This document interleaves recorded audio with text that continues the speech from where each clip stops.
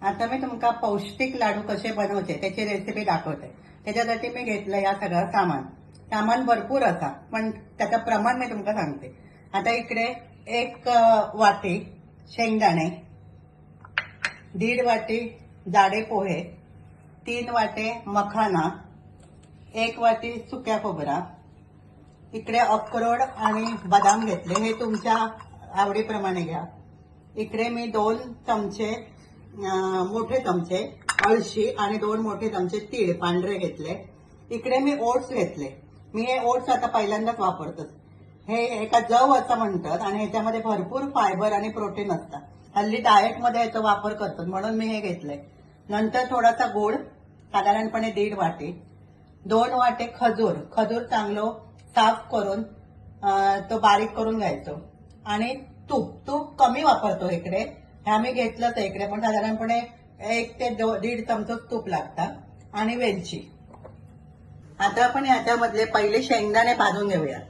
नुसतेच कढईत टाकायचे आणि मंद गॅसवर खमंग भाजून घ्यायचे।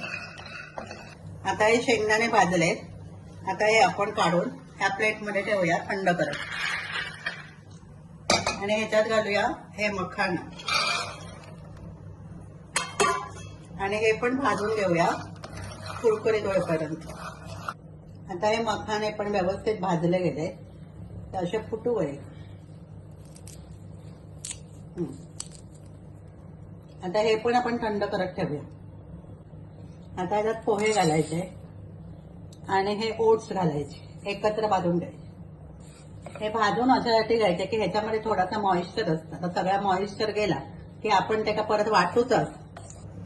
आता हे पोहे आणि ओट्स सुद्धा चांगले भाजले गेले। आता हे पण आपण थंड करत काढून ठेवूया। आता कढईत घालूया सुक्या खोबरं, आणि इकडे घेतलेली 2 चमचे अळशी आणि 2 चमचे पांढरे तीळ, आता हे पण भाजून घ्यायचे।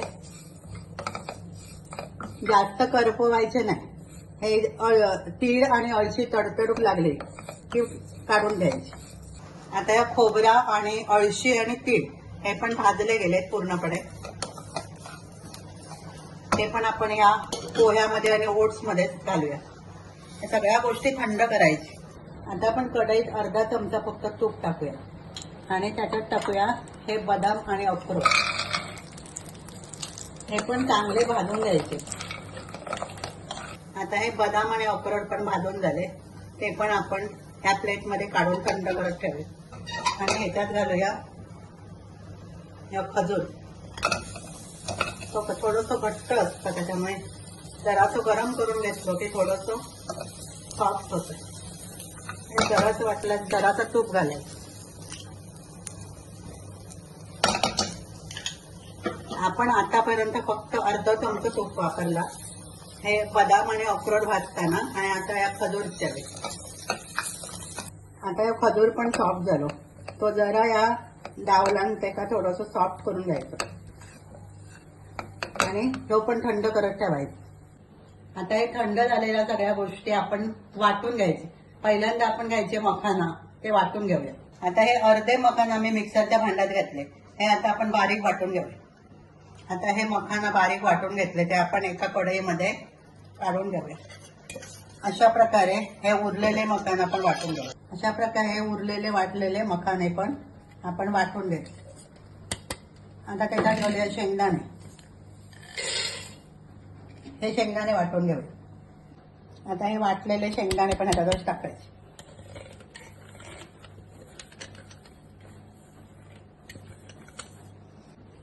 आता आपण इकडे पोहे, ओट्स, सुक्या खोबरा, अळशी आणि तीळ हे एकत्र ठेवले, तर ते पण आता थंड झाले, ते पण आपण वाटून घेऊया। हे पण 2 वेळा वाटून घ्यायचे लागतील। आता हे वाटून झालेले पण ह्याच्यातच टाकायचे, आणि हे उरलेले पोहे आणि पण आपण त्याच्यात घालून मिक्सरच्या भांड्यात वाटून घेऊया। आता उरलेले पोहे आणि पण वाटून घेतले, ते पण याच्यातच काढूया।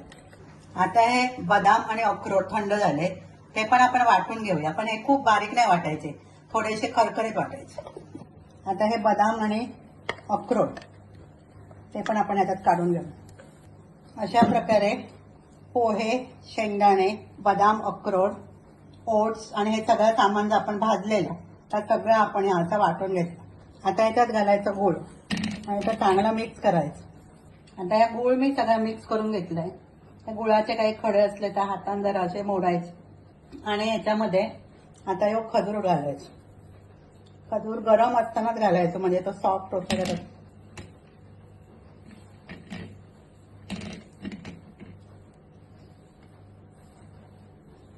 दोन्ही हाताने असं स्मॅश करायचं आणि हा खजूर घातल्यानंतर ह्या सगळा सामान असा त्या मिक्सरमधून परत एकदा काढून घ्यायचं. आता हे खजूर घातल्यानंतर ह्या असा वाटण होतं म्हणजे लाडू पण असं वळू घेतो. आता ह्या सगळ्या ज्या असा कढईतला ह्या सगळ्या अशा प्रकारे आपण वाटून घेऊया.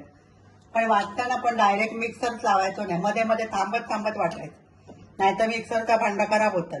आता या सगळ्या मी वाटून घेतलंय. आता ह्याच्यामध्ये एक मोठं चमचं तूप गरम करून घालायचं.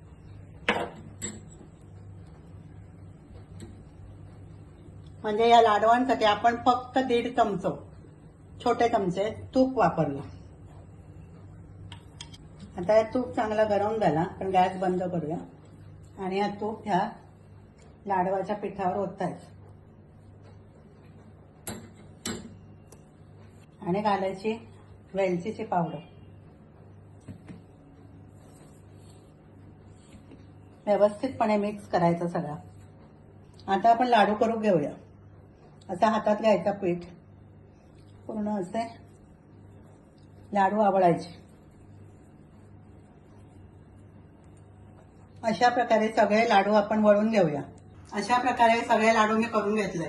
आता हे लाडू अतिशय पौष्टिक असतात. कॅल्शियम, प्रोटीन, फायबर युक्त अशा प्रकारचे लाडू असतात. हे लाडू रोज जरी एक खाल्लात तर दिवसभराची सगळी ऊर्जा तुमका मिळतली, शरीराची झीज कमी होतली. आणि म्हणून अशा प्रकारचे हे लाडू तुम्ही करून बघा, तुमका नक्की आवडतले. आणि ही रेसिपी आवडली तर लाईक करा, शेअर करा, सबस्क्राईब करा.